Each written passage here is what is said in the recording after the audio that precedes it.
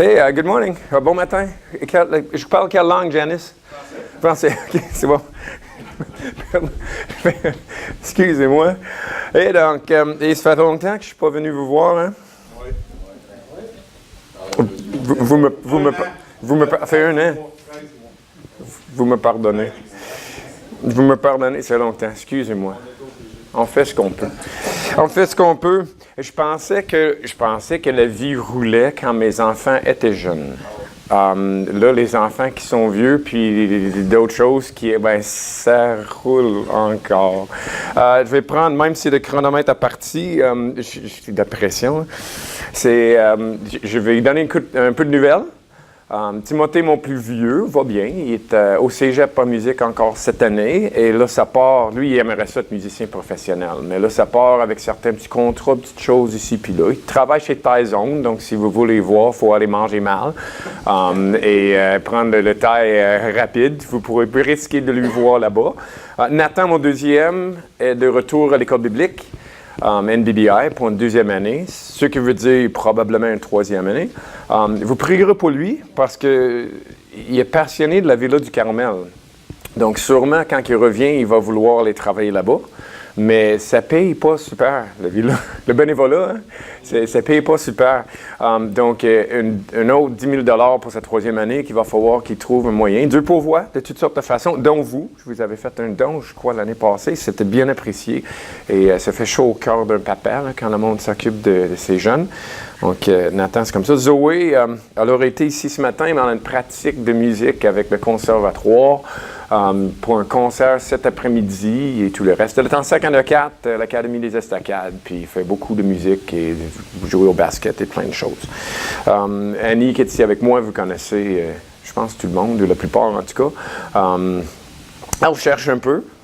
Avec les enfants qui vieillissent, on cherche à savoir comment travailler. Puis Dieu pourvoit plein de choses à tous les ans, mais c'est parce qu'à tous les ans, c'est différent. Fait que là, à tous les ans, on se pose la question, qu'est-ce que ça va avoir de l'air? Sa vie, il fait chaud ici. Je vais arrêter là, par exemple. Et moi, j'enseigne encore au Collège de l'Horizon, jusqu'ici, pas loin.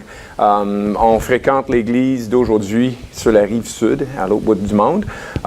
J'ai été voté de l'équipe pastorale il y a quelques semaines. Et ça, c'était drôle. Je pensais que ça ne ferait pas une grosse différence dans ma vie.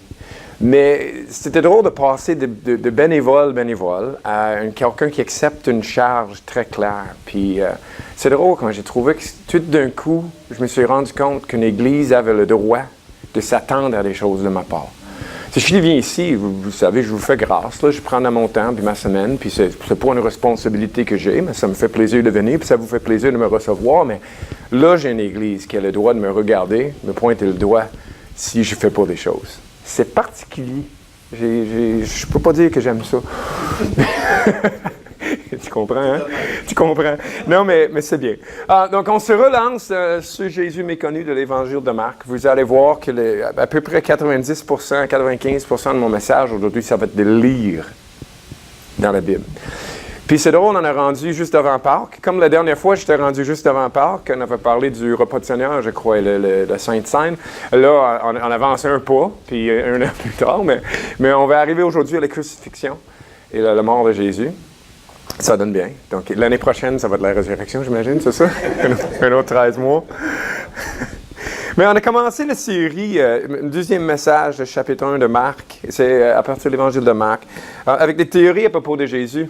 Mais premièrement, juste pour nous situer dans notre place. Donc, ça, c'est un genre de diagramme que Danny Virgin a fait pour moi, qui nous présente un peu les messages. Donc, la première partie de Marc nous présente que le roi est ici. Son nom est Jésus. Et Jésus se présente comme le roi tant attendu d'Israël. Et on a vu ça à travers l'introduction, les prologues, le temps en Galilée avec des enseignements sur comment suivre Jésus, des réactions des gens face à Jésus et ses miracles et des enseignements sur le royaume de Dieu. Donc, une fois qu'on a vu que Jésus est le roi, tant entendu, là, il y a une déclaration de Pierre qui dit « Tu es le Christ, le Fils du Dieu vivant ». Et tout le livre prend une autre tournure, où tout d'un coup, à place de présenter Jésus comme le roi, il dit « Vous avez reconnu, c'est check, prochaine étape, c'est pas le genre de roi que tu t'attendais à avoir. C'est là qu'on est dedans. Donc, on voit les prophéties de la passion. Il y en avait 3. On a parlé derrière le voile où Jésus révèle sa gloire à travers la transfiguration. Le roi serviteur qui a lavé le pied de ses disciples. Puis ensuite, à Jérusalem où il fait l'entrée triomphale, on voit la promesse qui est accomplie, mais le pardon du péché qui vient annoncer dans le repas du Seigneur que Jésus a partagé avec ses disciples. Et là, on arrive à mort pour son peuple. Je vais probablement trop vite pour Janice, mais j'ai juste 23 minutes. Donc, ce Jésus méconnu. Et on avait commencé la série en parlant de différentes théories à propos de Jésus. On avait dit, il y en a qui pensent que c'est un mythe païen, que là, il y a des histoires de baptême, puis des histoires de Messie, puis de Sauveur dans plein de choses, que finalement, ça a juste été inventé, toute cette histoire-là. On avait vu certains gens qui diraient que c'est un prophète échoué. Il est venu annoncer un royaume ou quelque chose, puis finalement, il s'est fait crucifier, puis c'était la fin de son histoire, lui qui s'est trompé. Et ses disciples, par la suite, ont contorsionné son histoire pour en faire quelque chose. On avait vu d'autres qui pensent que finalement, c'est un super de philosophe moral qui nous a enseigné une belle façon de vivre. Et un que je trouve drôle, comment que j'ai écrit ça? Le existentialiste ahistorique. Et on parle d'une rencontre, pas avec le Jésus de l'histoire, mais avec le Christ de la foi. Hein? Où on découvre le Christ à travers notre rencontre avec lui. Le problème avec tout ça, s'explique pas sa crucifixion. Et on ne peut pas donner à Jésus l'identité qu'on veut. Le dernier que j'ai sauté par-dessus, vous voyez, c'est un Jésus le révolutionnaire violent. C'est spécial comme image, mais que Jésus, finalement, ce n'est qu'un autre rebelle juif tué par Rome pour la sédition. Mais Marc, dans son évangile, rend des choses bien claires. Ce n'est pas d'abord les Romains qui ont voulu tuer Jésus. Et pas tant par la sédition.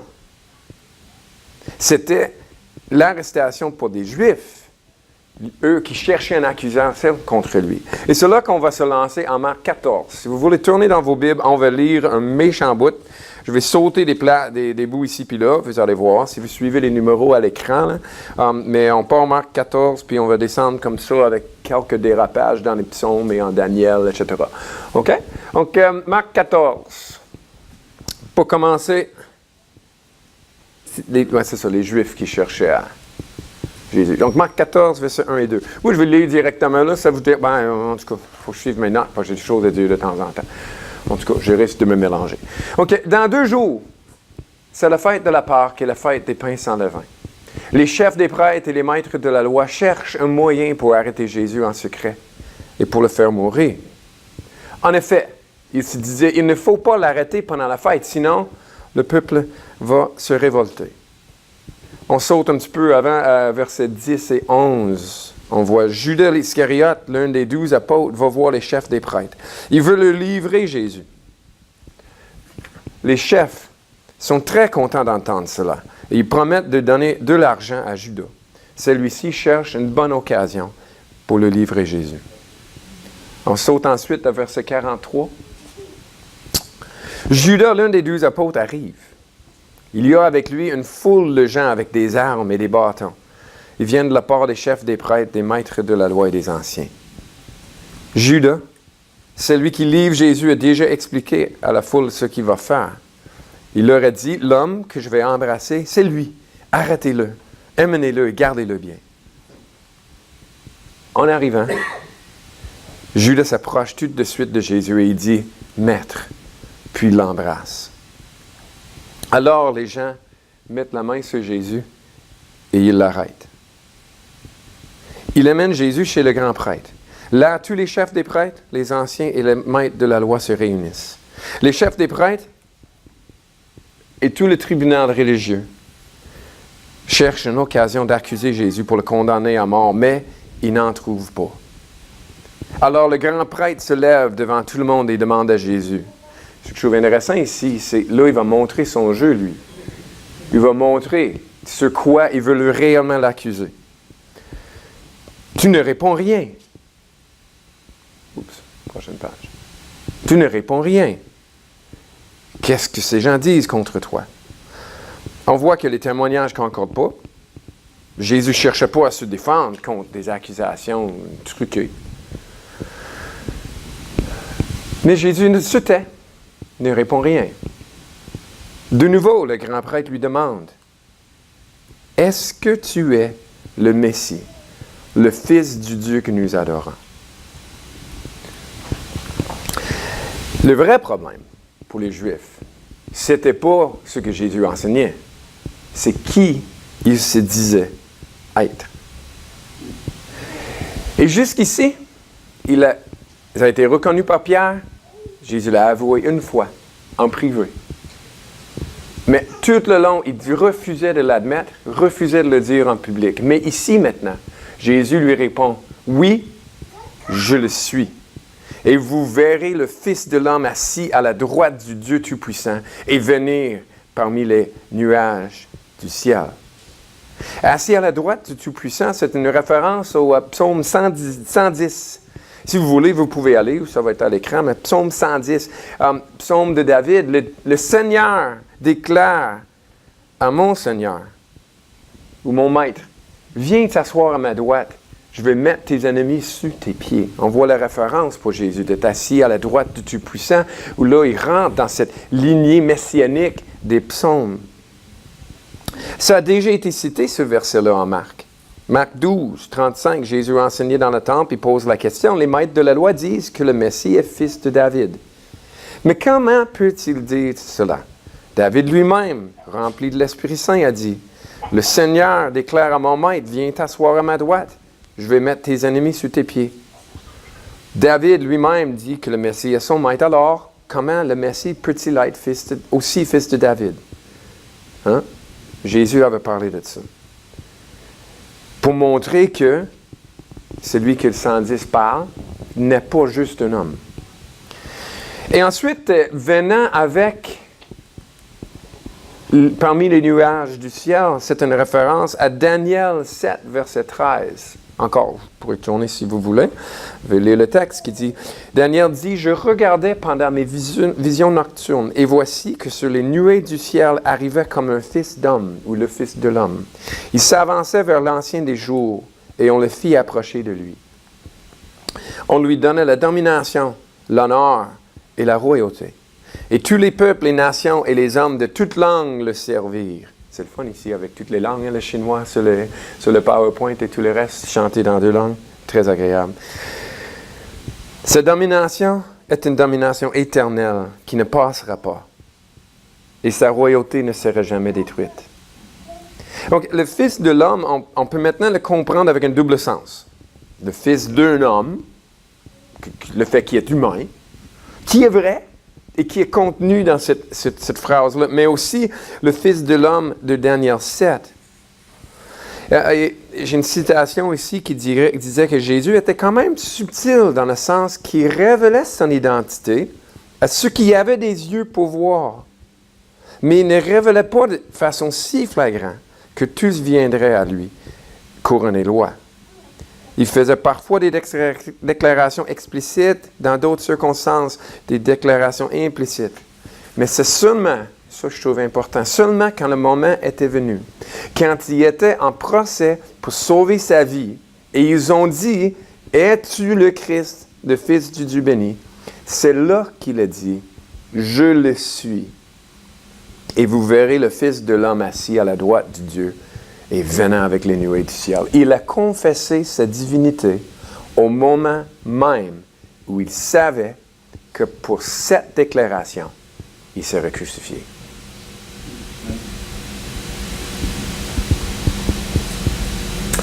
Et là, on voit la réaction du grand prêtre. Alors, le souverain sacrificateur déchira ses vêtements. C'est une drôle de chose, hein? On voit ça... C'est drôle de voir ça ici, un jour, René qui se déchire les vêtements, puis OK, c'est ça. Mais quand même, c'était la façon pour eux autres de quelque chose de grave qui venait de se passer. Qu'avons-nous encore besoin de témoins? Vous avez entendu le blasphème. Que vous ensemble, tous le condamnaient passible de mort. Il y en a qui diraient que Jésus est mort pour l'inclusion et pour la tolérance. L'établissement était incapable d'accepter qu'ils se tiennent avec des pécheurs, des collecteurs de taxes. Puis des citations de gens, là, mon Jésus était différent des autres religieux de son temps. Lui, il acceptait des gens qui, comme, mais pas tout à fait. Les leaders juifs pouvaient avoir des objections envers la compassion de Jésus. Mais ils voulaient qu'il meure parce qu'il se disait être le Christ, le Fils du Dieu vivant. On voit ensuite la participation des Romains. Les Romains ils ne sont pas incoupables là-dedans. On continue, probablement au chapitre 15, verset 1. Oui, c'est ça. Si on poursuit la lecture en Marc, chapitre 15, verset 1. Le matin, de bonne heure, les chefs des prêtres se réunissent avec les anciens, les maîtres de la loi et tout le tribunal religieux pour prendre une décision. Ils font attacher Jésus, ils l'amènent et le livrent à Pilate.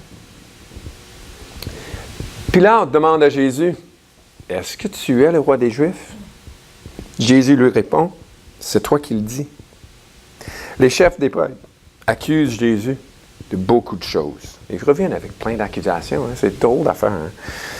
Ils capotent. Verset 4. Pilate demande encore à Jésus, « Tu ne réponds rien. Tu entends tout ce qu'ils disent contre toi. » Mais Jésus ne répond plus rien et Pilate est très étonné. Verset 6. À chaque fête de Pâques, Pilate libère un prisonnier, celui que la foule veut. Il voit bien que les leaders ont des accusations n'importe quoi contre Jésus. Puis il dit, OK, on va demander la foule, ils vont peut-être le libérer, puis je n'aurai pas le choix. Un homme appelé Barabbas est en prison avec ses camarades. Ils ont tué quelqu'un quand ils se sont révoltés contre les Romains. La foule arrive chez Pilate. Les gens se mettent à lui demander, « Fais pour nous ce que tu as l'habitude de faire. » Pilate leur répond, « Est-ce que je vous libère, le roi des Juifs? » En effet, Pilate le sait bien, les chefs des prêtres lui ont livré Jésus par jalousie. Mais les chefs des prêtres poussent la foule à dire, « Libère-nous Barabbas. » Pilate le demande encore, « Qu'est-ce que je vais donc faire de celui que vous appelez le roi des Juifs? » Ils répondent en criant, « Cloue-le sur la croix. » Pilate le dit, « Qu'est-ce qu'il a donc fait de mal? » Mais il crie encore plus fort, « Cloue-le sur une croix. » Pilate veut faire plaisir à la foule, mais quelle lâcheté, hein? Il leur libère Barabbas. Il fait frapper Jésus à coups de fouet, puis il le livre aux soldats pour qu'il le cloue sur la croix. Verset 16, les soldats amènent Jésus à l'intérieur de la cour, c'est-à-dire dans le palais du gouverneur, et ils appellent toute la troupe. Pour se moquer de Jésus, ils lui mettent un vêtement de beau tissu rouge, ils tressent une couronne avec des branches épineuses et la posent sur sa tête. Pas des petites épines comme on a. Il paraîtrait que les épines là-bas, c'est quelque chose. Pas des petites épines de rosier, mais et sûrement pas posées doucement. Hein? Ils se mettent à le saluer en disant « Salut, roi des Juifs !» Il le frappe sur la tête avec un roseau et il crache sur lui. Ils se mettent à genoux pour s'incliner jusqu'à terre devant lui. Quand ils ont fini de se moquer de lui, ils lui enlèvent le vêtement rouge et lui remettent ses habits. Ensuite, ils l'amènent dehors pour le clouer sur une croix. Il n'y a pas que des Juifs et des Romains. Il y a des passants qui passent par là. Et Marc dit, verset 29, on saute un petit peu, les passants blasphémaient contre lui, secouaient la tête en disant, il a sauvé les autres, mais il ne peut se sauver lui-même. Maintenant, le Messie, le roi d'Israël, n'a qu'à descendre de la croix. Si nous voyons cela en or, nous croirons en lui. Et ceux qui ont cloué sur les deux croix à côté de Jésus l'insultent aussi. C'est drôle à dire, hein? Tu viens d'avoir la pensée. Ils croiront s'ils descendent la croix, mais la foi, ça vaudrait quoi si Christ n'est pas mort? On dirait qu'ils courent à leur perte. Hein? Mais il y a aussi des réactions surprenantes. Marc en raconte. Un centurion qui était présent, probablement avait observé tout. Le centurion était en charge d'un grand nombre d'hommes, puis il aurait supervisé le moquage, le fouettage, le voyage et la marche jusqu'à la croix. Il aurait supervisé la crucifixion. Puis lui qui avait observé le tout, s'est dit, à la 6e heure, il y eut des ténèbres sur toute la terre jusqu'à la 9e heure. Et à la 9e heure, Jésus s'écria d'une voix forte, « Éloi, Éloi, lama sabachthani » ce qui se traduit, selon Marc, pour moi, « Mon Dieu, pourquoi m'as-tu abandonné? » Quelques-uns de ceux qui étaient là l'entendirent et disaient, « Voyez, il appelle Élie. » Et l'un d'eux courut rempli de vinaigre une éponge, le fixa un roseau et lui donna à boire en disant, « Laissez voyons si Élie viendra de descendre. » Mais Jésus jeta un grand cri, puis il expira. Et c'est là qu'on arrive au verset 39. Le centurion, qui se tenait en face de Jésus, voyant qu'il avait expiré de la sorte, lui qui avait vu probablement des centaines, des milliers de crucifixions, il dit, « Cet homme était vraiment le Fils de Dieu. » Et Matthieu ajoute que les autres soldats disaient pareil. Une réaction surprenante d'un païen, de centurion. Mais il y avait aussi des femmes qui étaient présentes à la croix. Et c'est pas surprenant ce qu'au fond, nécessairement. C'était des disciples de Jésus. Ce qui est surprenant, c'est que Marc prend la peine de raconter le témoignage de femmes dans cette culture-là. Et il donne une importance à des gens qui étaient normalement méprisés et que le témoignage n'avait aucune valeur. Donc il raconte, il y avait aussi des femmes qui regardaient de loin. Parmi elles était Marie-Madeleine, Marie, mère de Jacques le mineur, et Jose et Salome, qui le suivaient et le servaient lorsqu'il était en Galilée, et plusieurs autres qui étaient montés avec lui à Jérusalem. C'est là qu'on arrive à la question, mais qu'est-ce que tout ça pourrait vouloir dire? Marc, il raconte l'histoire, mais il est connu pour ne pas expliquer son histoire. Mais on a sauté par-dessus un petit verset qu'on va aller voir. Qu'est-ce que Marc dit, puis qu'est-ce que ça pourrait vouloir dire? C'est le verset 38. On voit, il mentionne au moment où Jésus est mort, que le voile du temple se déchira en deux, de haut en bas. Tu vois-tu, qu'est-ce que ça pourrait vouloir dire? Le voile qui se déchire, on le voit bien, je pense, de votre angle, là, le voile dans le temple. Mais je vais prendre un petit instant pour voir ça avec vous. Donc, on voit ici le temple de Jérusalem avec un cours extérieur où certains gens pouvaient avoir le droit d'aller. Je ne me rappelle pas exactement c'est où, qui est quoi, mais il y avait des places où des païens pouvaient se rendre. Des Juifs pouvaient aller plus proche encore. Les hommes pouvaient aller plus proche encore, je crois qu'on a rendu ici, et les prêtres plus proches encore. Mais, si on voit l'intérieur du temple, il y a le lieu très saint, dans lequel seulement le souverain sacrificateur, une fois par année, pouvait aller. Et là, il y avait le voile du temple se trouvait pour cacher l'arche de l'Alliance et les chérubins qui étaient derrière. Donc, Marc nous raconte que ça s'est passé, ça, mais il ne nous explique pas. L'explication, il faut aller le chercher ailleurs. C'est quand même assez évident pour voir que ce chemin-là qui se rend jusqu'à Dieu est maintenant ouvert. Et Hébreux 10, chapitre 10, nous l'explique. Un texte fantastique dans la Bible. Je vais dire un de mes préférés. Ben oui, peut-être le droit. Je ne sais pas si j'ai le droit ou non. Je ne sais pas si c'est bon théologiquement d'avoir un texte préféré dans la Bible, mais je l'aime bien. Okay? Ça vient me chercher ce texte-là. Et je le lis. C'était écrit en Église dans le temps, à quelque part en Asie mineure. Mais moi, je le lis à vous, frères et sœurs. Cette histoire de Jésus, ce n'est pas une histoire qui est intéressante, c'est une implication pour nous maintenant. Puis cette voile déchirée qui donne un accès à Dieu, ben, c'est pour nous maintenant. Donc, lisons pour nous. Frères et sœurs chrétiens, nous sommes sûrs de pouvoir entrer librement dans le lieu très saint, la présence de Dieu, parce que Jésus a répandu son sang. Il a ouvert pour nous un chemin nouveau et vivant à travers le rideau du temple, c'est-à-dire son corps humain. Et nous avons un grand prêtre placé à la tête de la maison de Dieu. Notre cœur est nettoyé de tout ce qui le rend coupable et notre corps a été lavé de nos purs. Quel encouragement! Un autre verset, s'il te plaît, un autre verset. Alors, approchons-nous de Dieu avec un cœur sincère et en croyant avec assurance. Vous voyez, nous, on n'a plus besoin de temple. On n'a plus besoin de place spéciale à aller pour rencontrer Dieu. Jésus est le temple et son esprit vit en nous. Mais si on n'a pas besoin de temple, pourquoi on viendrait à l'Église? C'est une question, hein? Si on a un accès direct à Dieu nous-mêmes, sans avoir besoin d'un lieu pour le rencontrer, bien, je vous le dis, il y a quelque chose quand même spécial qui arrive quand nous sommes réunis en grand groupe. D'entendre la bonne nouvelle annoncée et appliquée à la vie. Et c'est ça le but de ce rassemblement. C'est de se rappeler l'Évangile, ses effets sur nous et les implications pour nous. Il y a quelque chose de spécial quand des croyants se réunissent à cause de Jésus.